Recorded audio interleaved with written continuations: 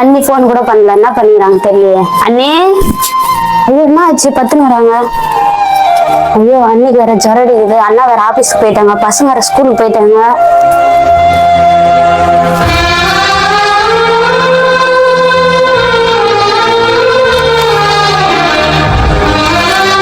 ஐயோ அன்னைக்கு வேற உடம்பு முடியல, சாமானெல்லாம் கவிட்டு வீட்டு வேலையெல்லாம் செஞ்சுட்டு போலாம்.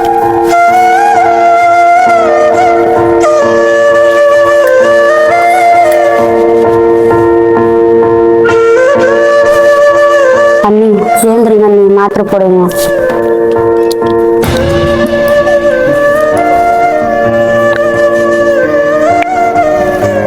இந்தாமா, உனக்கு ஏமாசுறம்மா.